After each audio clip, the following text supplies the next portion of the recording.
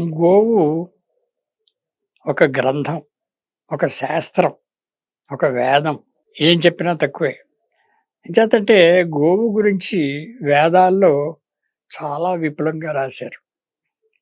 దీనివల్ల ఏమిటి ఉపయోగాలు అనేది మనం ఈ వేదం చదివితే కానీ మనకు తెలీదు. మనం గోవు ఒట్టిపోయింది, పాలివ్వట్లేదు. దాన్ని మనం ఎందుకు పెంచాలి? పెంచాలి. ఒట్టిపోయినా కూడా దాని మలమూత్రాలు, గోమయం, గోమూత్రం కానీ చాలా విలువైనవి. అది వ్యవసాయానికి, ఔషధాలకి ఉపయోగిస్తాయి కాబట్టి, అది పాలివ్వని సమయంలో కూడా ఆ మలమూత్రాలని మనం వాడుకుని ఆరోగ్యంగా బతకచ్చు అనేది ఉంది. ఈ ఈ పంచగవ్యాలని ఉపయోగించుకునడం మూలాని ఈ శాస్త్రంలో పురాణాల్లో, అష్టాదశ పురాణాల్లో చెప్పారు. ఏ పురాణం తీసుకోండి మీరు, అన్ని పురాణాల్లో కూడా గోవుని గురించి చెప్తారు. అన్ని ఋషులు కూడా ప్రతి ఋషికి ఒక్కొక్క ఆవు ఉంటుంది. ఆ ఆవే తను ఋషుల్ని పోషించేది.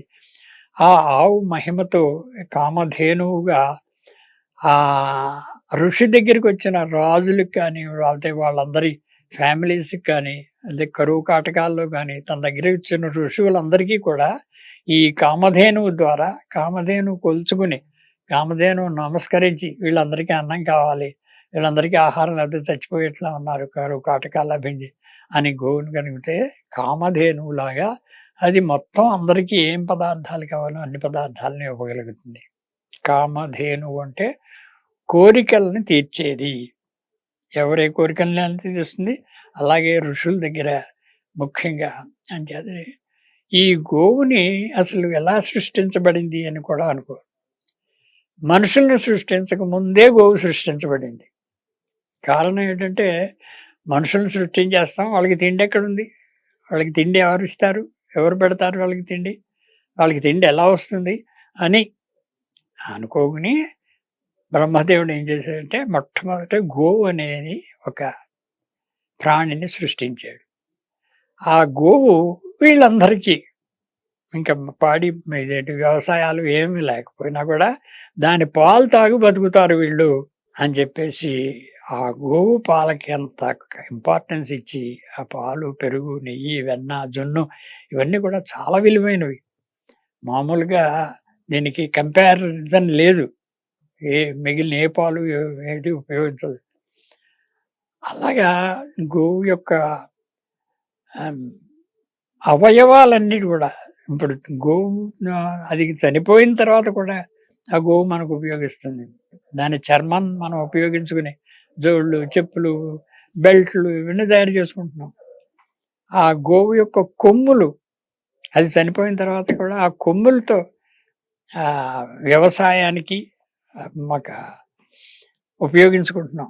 మన పొలంలో కనుక ఆ కొమ్ముని కనుక మనం పాతిపెడితే దాంట్లోంచి ఔషధ గుణాలైన గోవుకి ఒక భూ భూమిని సంరక్షించే గుణాలతో కొమ్ముతో ఎరువులు తయారవుతున్నాయి. ఆ విధంగా కొమ్ము. తర్వాత గోవు తను చనిపోయిన తర్వాత తన అవయవాలన్నీ కూడా తన కొమ్ము, చర్మం, గిట్టలు అన్నీ కూడా ఇతరులకు ఉపయోగించాలి. మనం పరోపకారం చేయడం అంటే మామూలుగా అనుకుంటాం కానీ, గోవు ఇవన్నీ కూడా నేను చనిపోయిన తర్వాత కూడా నా అవయవాలన్నీ ఇతరులకు ఉపయోగపడాలి అని భగవంతుని ప్రార్థించి ఒక వరం పొంది అది గోవు వరం పొంది మరణిస్తుందిట. మరణించిన తర్వాత కూడా దాని అవయవాలతో మనం అన్నీ తయారు చేసుకొని బాగుపడుతున్నాం. అలాగా గోవు దూడ దాని పాలు తాగుతుంది. దాని పాలు తాగితే గాని మనకివ్వదు పాలు. మొట్టమొదటి దూడకు వదిలేయాలి. అది తాగాలి. అది తాగిన తర్వాత మనకు కొన్ని పాలిస్తుంది. ఇలాగా గోవు దూడ తాగింది కదా! అదేమో ఎంగిలైపోయింది అని మనం తాగడం మానేస్తామా? తాగడం మానకూడదు. అలాగే ఒకసారి ఈ దూడ తాగుతున్నప్పుడు నురగొచ్చి శివుడి మీద పడిందిట. ఆయన హిమాలయాల్లో తపస్సు చేసుకుంటూ ఉంటే నురగొచ్చి ఆయన మీద పడిందిట. ఆయన మీద పెడితే ఛీ! ఛీ! ఛీ! ఇదేమిటిది నా మీద పడింది, నా జపాన్ని పాడు చేసిందని చెప్పి ఆయన అనుకుంటే అప్పుడు బ్రహ్మగారు ప్రత్యక్షమయ్యారట. అది నొరగ కాదు, గోవు యొక్క పాలు తాగుతుంటే దూడ మించొచ్చింది. అంచేత అది ఎంగిలి కాదు అని ఆయన డిసైడ్ చేస్తే, అప్పుడు అలాగా నాకు తెలియలేదు. అంచేత దీనికి ఒక పవిత్రతను చేకూరుస్తానైతే నేను అని చెప్పి, తన చూపుతో ఆ గోవు నల్లబడిపోతే దాన్ని కపిల గోవు అని పేరు పెట్టారు. అలాగా ఆయన చూసిన చూపుతో అది నల్లబడింది కాబట్టి ఆ గోవుని కపిల గోవు అని, గోవులన్నిట్లోకి శ్రేష్టమైంది కపిల గోవు. అలాంటి దాని పాలు తాగితే మంచిది, అలాంటి దాని పాలతో అభిషేకం చేస్తే మంచిది, అలాంటి దాని గోవును దానం చేస్తే మంచిది. అంత ఇంపార్టెన్స్ వచ్చింది. అసలు గోవులన్నీ కలిసి మొట్టమొదట్లో కొమ్ములు లేవటి గోవులకి. అవన్నీ కూడా శివుడిని ప్రార్థించేయట, మాకు ఇలాంటి వరం కావాలని. కొమ్ములు కావాలంటే కొమ్ములు వచ్చేవాడు సేఫ్టీ ఒకళ్ళకి, సెక్యూరిటీ ఒకళ్ళని గురించి కాపాడుకుందుకు ఇవ్వాలి. కానీ అవి ఎప్పుడు ఉపయోగించవు, ఎప్పుడు దాన్ని ఉపయోగించుకుని మనని బాధ పెట్టవు. ఎప్పుడు చాలా సాధు జంతువు, మీరు తిట్టండి కొట్టండి, వ్యవసాయంలో కాడి కట్టినప్పుడు కొట్టినా, బండి కట్టినప్పుడు దాన్ని కొట్టినా కూడా ఏమనుకోదు, మిమ్మల్ని ఏం చేయదు. దాన్ని మన ఎంత సహకారం చేయాలో, పరోపకారి. ఒక నది ఎందుకు నీళ్లు పారుతున్నాయి, దాని నీళ్ళు ఎందుకు తాగుతున్నాం, దానికి ఏమైనా ఉపయోగం అని మన నీళ్లు తాగితే, అలాగా గోవు మన్ని ఎప్పుడూ రక్షించాలని, మన్ని కాపాడాలని, మనకు ఉపయోగపడాలని కోరుకునేది ప్రాణి గోవు. అలాంటి గోవుని మనం కంటికి రెప్పలా చూసుకోవద్దు. పరమాత్మ అంటాడు, ఒక వాన వచ్చినప్పుడు గోవు తడిసిపోతుంటే మనం తడిసిపోతున్నాం, అక్కడ గోవు తడిసిపోతుంది. ముందర నువ్వు గొడుగు పట్టుకుని నువ్వు కాపాడుకోవడం కాదు, ముందర గోవును రక్షించు. దాన్ని ఒక నీడకి తీసుకెళ్ళు, దాన్ని నువ్వు షెడ్ కిందకి తీసుకెళ్ళు, దాన్ని పెట్టు, తర్వాత నువ్వు గొడుగిట్టు కాబట్టి నువ్వు కాపాడుకు వెళ్ళు. గోవుకి ఫస్ట్ సేవ చేయమన్నాడు. అలాగే ఏదైనా ప్రమాదంలో ఉంటుంది గోవు, ఏదైనా కాలికి దెబ్బ తగిలింది వెంటనే దాన్ని కట్టు. అంతేగాని దానికి జంతువు పోతే పోయింది అని మన బాగు మనం చూసుకోవడం కాదు, గోవు యొక్క క్షేమాన్ని కవరమన్నాడు. గోవు యొక్క క్షేమాన్ని మనమే కాదు, రాజకీయ నాయకులు కాదు, రాజులు కాదు, ఎవరైనా సరే, మనిషికి మనిషి ప్రాణం ఎంత ముఖ్యమో గోవులకు కూడా ఏ జంతువునైనా కాపాడమంటాడు. దేనికి హాని జరగడానికి ఊరుకోడు, భగవంతుడు ఊరుకోడు, రాజు కూడా ఊరుకోకూడదు. తన పరిపాలనలో ఉన్న ఏ గోవుని కూడా కష్టపడుతూ ఉంటే భరించడు.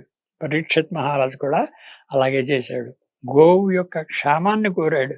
గోవు ఇబ్బంది పడకూడదు మన మూలాన్ని, ఎవరు దానికి హాని చేయకూడదు. అది కఠోపనిషత్తులో ఉంది. ఎందుకు నిస్సారమైనటువంటి ఒక గోవుని మనం దానం చేయకూడదు. పాలిచ్చే ఆవుని, దూడతో ఉన్న ఆవుని, సలక్షణంగా ఉన్న ఆవుని దానం చేయమన్నాడు. అంతేకాని మనకి ఎందుకు పనికిరాదు కదా, దీన్ని దానం ఇచ్చేస్తే మనకు పుణ్యం వచ్చేస్తుంది అనుకుంటే మహా తప్పది. పనికిరాని అంటే పనికిరా అంటే ఈనలేని, తిండి తినలేని, ముసలిదైపోయినా, చావడానికి సిద్ధంగా ఉన్నది మనకి ఎందుకని దానం చేద్దామంటే దానికి ఉపయోగం లేదు, దానం చేయకూడదు. సలక్షణంగా ఉన్న గోవునే దానం చేయాలి. అలా చేస్తే మహాపాపం అని. తర్వాత ఒకసారి దానం చేసిన ఆవుని మళ్ళీ దానం చేయకూడదు. తెలుసో తెలియకో మనం ఒక గోవుని ఒకళ్ళకి దానం చేస్తే మళ్ళీ ఆ గోవుని ఇంకోళ్ళకి దానం చేస్తే మహాపాపం. ఇది కఠోపనిషత్తులో ఉంది. ఇలా ఉపనిషత్తులో అనేక రకాలుగా అనేక పాయింట్స్ తెలుస్తాయి. ఈ గ్రంథాల దగ్గర, ఈ శాస్త్రాలు గ్రంథాలు కూడా, మీరు ఏ గ్రంథం తీసుకున్నా కూడా నమ్మకం, చమకం, శ్రీ సూక్తం, పురుష సూక్తం ఏం తీసుకున్నా ప్రతి దాంట్లోనూ గోవు గురించి బ్రహ్మాండంగా చెప్పారు. అది ప్రతి వాళ్ళు మనం చదివి తెలుసుకుని, లేకపోతే ఇలా ప్రవచనాల ద్వారా విని ఆ గోవు ఇంపార్టెన్స్ తెలుసుకుని గోవుని రక్షించాలి, పోషించాలి.